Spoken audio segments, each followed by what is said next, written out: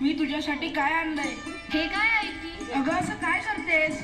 ही पुस्तके आहेत, या पुस्तकांचं वाचन कर. इश्श, आता या वयात कसं वाटल ते? हे बघ सावित्री, तू मला लग्नाच्या वेळेस वचन दिलं होतंस, आता नाही म्हणू नकोस. हे तुला करावंच लागेल. आजपासून तुझा अभ्यास सुरू. अहो, पण लोक काय म्हणतील?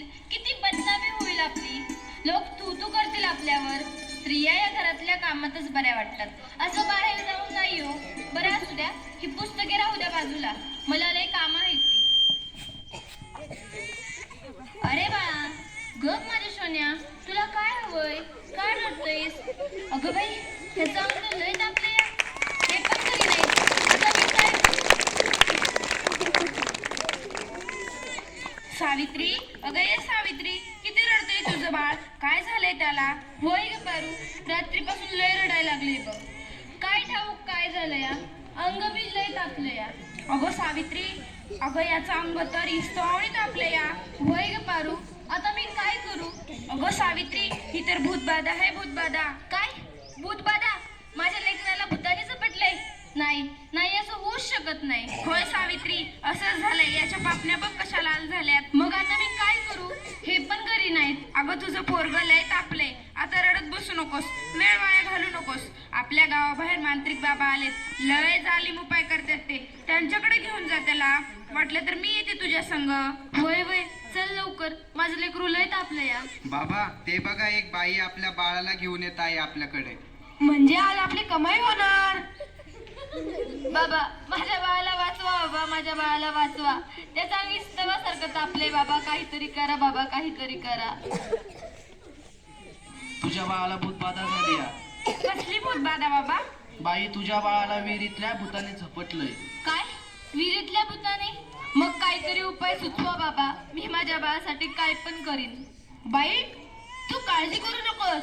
बाबांवर विश्वास ठेव, सगळं काही चांगलं होईल. थोडा धीर धर. कसा धीर धरू बाबा, कसा धीर धरू? तुला तुझ्या बाळासाठी बळी द्यावा लागेल, म्हणजे तुला एक बकऱ्याचा नैवेद्य द्यावा लागेल. ठीक आहे बाबा, मी माझ्या बाळासाठी वाटतेन ते करेन. पण माझं बाळ वाचलं पाहिजे. माझ्या बाळाला वाचवा बाबा. बाई, तुला काय करायची गरज नाही. तू फक्त पैसे दे, नैवेद्य आम्ही करू. ठीक आहे बाबा, मी वाटेल तेवढं पैसे देईन, पण माझं बाळ वाचलं पाहिजे. हे घे अंगारा, दिवसातनं 2 वेळेस लावत जा बाळाला. बाबा की जय हो, बाबा की जय हो. भगवान बोले, भगवान बोले.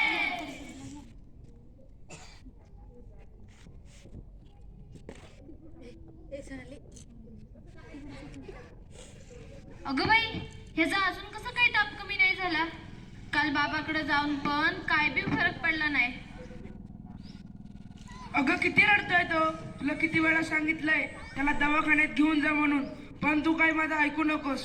अहो, ऐका ना, चिडू नका. जरा बघा ना हातात घेऊन. याचा ताप कायच कमी नाही झाला. जरा बघा ना याला काय झालंय ते. त्यावेळी तुला किती वेळा सांगितलं की घरात प्रसूती करू नकोस म्हणून. अशा वेळी एका आईचं आणि बाळाचं दवाखान्यात असणं किती महत्वाचं असतं, माहित आहे का तुला? अहो, पण पुरुषाच्या हातून प्रसूती करताना लाज वाटते. कसं वाटतं ते? त्यावेळेस दवाखान्यात कुठल्या महिला डॉक्टर पण नव्हत्या. मी कशी करणार होते प्रसूती? अगं याचं अंतर तव्यासारखं तापलंय. अशी कशी गाफील असतेस तू? अहो, मग काहीतरी करा ना. दादा, लवकर जाऊन वैद्यांना बोलव. हे काय करतेस तू? मी याला देवाचा अंगारा लावतीये.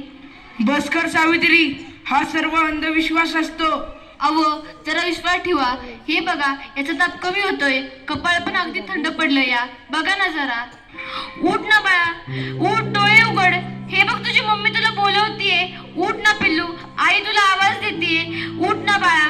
काय झालं? अहो, याला काय झालं? हा उठत का नाहीये आणि डोळे पण उघडत नाहीये. ए बाळा, उठ ना. काय झालं? अहो, काय झालं याला? हा सास गप्प गप्प काय? ए उठ ना बाळा, काय झालं तुला? अहो बघा ना जरा. नाही राहणार मी अडाणी. मी शिकेन, मी नक्की शिकेन. कारण उद्या एखाद्या कुणी आईला उपचाराच्या कमतरतेमुळे आपल्या बाळाला मुकावं लागणार नाही. मी शिकेन, मी नक्की शिकेन. शाबास सावित्री, शाबास. मला तुझ्याकडून हीच अपेक्षा होती.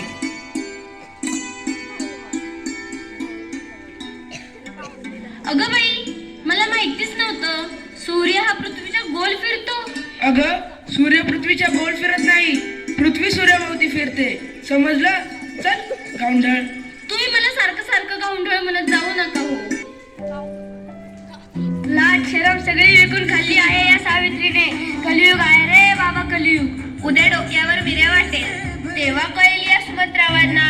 असं कोणी आपल्या बायकोला शिकवतं का? सगळं जग नष्ट होईल बघत राहा. काय झालं? या समाजाला घाबरलीस की काय? हे तर तुला आयुष्यभर सहन करावं लागणार आहे.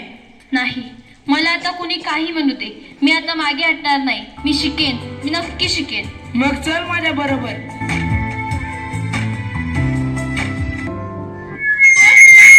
तुम्हाला माझं घर हेच आहे का? तुमची दिल्लीहून तार आलीये.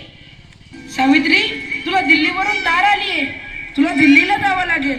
तुला दिल्लीला पुरस्कारासाठी बोलवलंय. तुझा सत्कार होणार आहे. काय? आज हे फक्त तुमच्यामुळे शक्य झालं, नाहीतर मी एकटी काहीच करू शकले नसते. Congratulations, keep it up. महिलांचा सन्मान वाढवला तुम्ही. आज माझ्या हातात ही डॉक्टरकीची पदवी नसून उद्याच्या त्या सोनेरी क्षणाची चावी आहे, ज्याच्यावर आजपर्यंत फक्त अंधविश्वास व नकारवक्तेचे कुलूप लागले होते. माझ्या देशात अशा अनेक महिला आहेत ज्यांची स्वप्न चुलीच्या धुरात हरवून गेली आहेत. मला असं वाटतं ही स्वप्नांची पतंग खुल्या आकाशात उडावी आणि प्रत्येक घरात सुमंत्राव असावे, कारण हे या पतंगाच्या दोऱ्याला कधीच कापू देऊ नये. हे करणं खूप अवघड तर आहेच, पण अशक्यही नाही. सावित्री, चुकलं माझं, मला माफ कर. मी तुला नाही नाही ते बोलले. तू आज शिकून समाजाला धडा शिकवलास. आम्ही काय आडाने त्या आडानेच राहिलो. आता आम्ही पण शिकणार. खरं सावित्री, चुकलं आमचं, माफ करा आम्हाला. खूपच सुंदर.